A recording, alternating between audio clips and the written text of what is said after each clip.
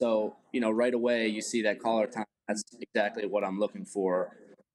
He got that reach. I found my underhook, and then he kind of hits like a switch. I didn't even really do anything to turn him. He kind of like switched and gave me an easy turn. So, you go up 4-0 in the first 5 seconds, and you're like, okay, this is a perfect start. This is exactly what I wanted. And I think at that point is like, I'm going to go get a tech ball right away. So I get back to my position, I have my shoulder position, I get a step out.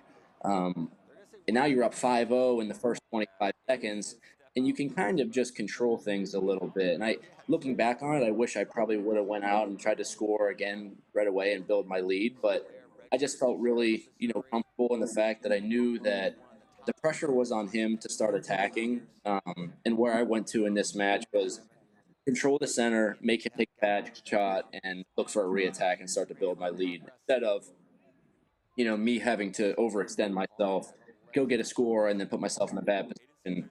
When you're up 5-0, it gives you a lot of opportunity to win in different ways. And I think it gave him the opportunity to just hold center, force him to make a mistake, and then build my lead that way.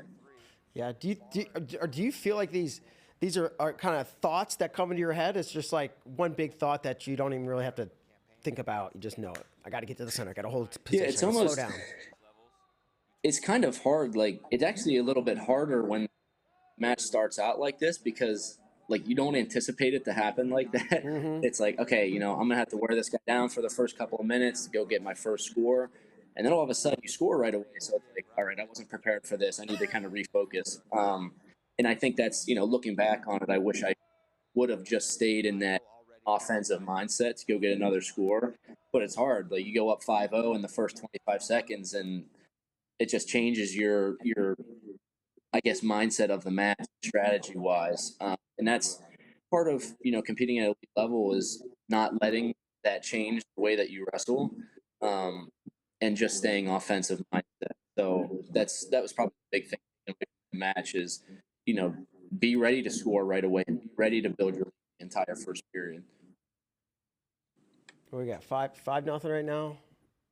Yeah. Yeah, and Sinclair, he's pretty tricky. I think in a way he's got a great arm drag.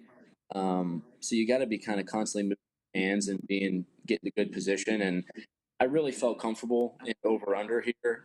I knew he had some good stuff from underhooks well, but right when you're up 5-0, if I can get to an over position, it makes it hard for them to generate offense. So just kind of wanted to try to take away those easy drag opportunities and close the gap from the space. There's that freaking underhook. Where does underhooks come from? You guys were deadly with those underhooks. Your club coach when you were little? Your What's dad? really funny? Where did this come from? I was talking to Jamil the other day, and I was like, the technique that I hit from the underhook, like nobody ever taught me. I never like learned how to hit that move. When I was when Hayden and I were really young, we had a coach that was local, and he had a really good headlock and upper body system that he kind of taught us. And I think I always felt comfortable over under, and then I was a freshman and sophomore. Hayden was a junior and senior, so he was just torching me in the room like constantly with underhooks. And I was like, dude, I got to figure this out.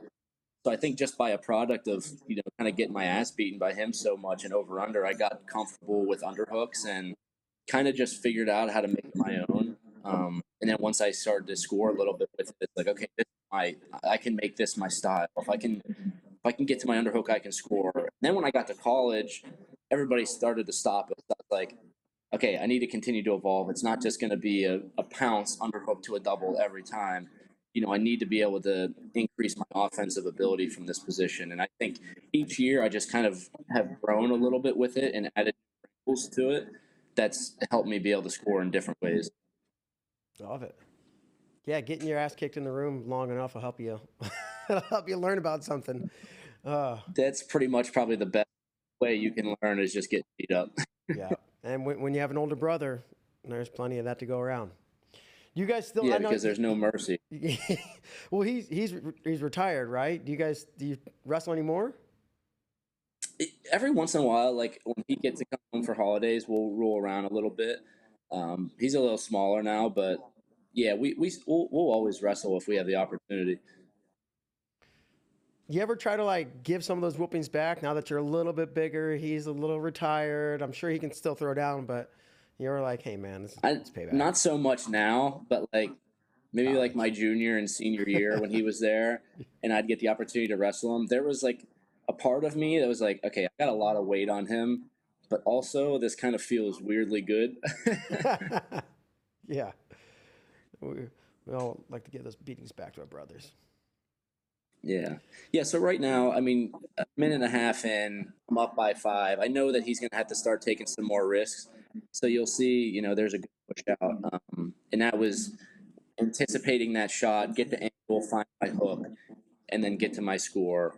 And I'd say reflecting now with 115, just control the center. I start to give up a little bit of ground because, you're up and he's going to be forward. But I think taking away from this match is move forward, get to my ties, don't try to absorb contact. And I think I give up a score here. He tries to take me to the other mat. I didn't like that too much when he did that. Have you watched this? Do you typically watch your matches? Yeah, I'll watch them a couple of times, especially like right after, and then I'll watch a couple, maybe a week or so later. So this is good. So the ref blows the whistle, gets another whistle, and then I'd get on top because I was pissed off. And I was like, okay, that was unnecessary. And then that was actually good for me because it lit a little bit of a spark, and I was like, I'm not getting scored on again. Like, I'm picking up my intensity. And like right at the end, I get an opportunity to get a push out, and I wanted to take him off the stage, and I didn't, which I'm glad I didn't. But yeah, I was kind of operating a little bit on anger there. Back to the passion or emotion that crept into this match. Yeah, I was like, dude, the whistle blew. I stopped, and then you get on a free double and just take me across the mat. I was like, I should have just wrestled through the whistle. Yeah. That's what the coaches always say: is make him peel you off. Yeah, so like right here, I was like, oh, get him off the stage, but Kozak stood up. That would have been. They were like, yeah, ready it to would have been unnecessary on my end to do that. Because at the end of the day, like he's competing hard, like, yeah. And it's I respect that actually a lot.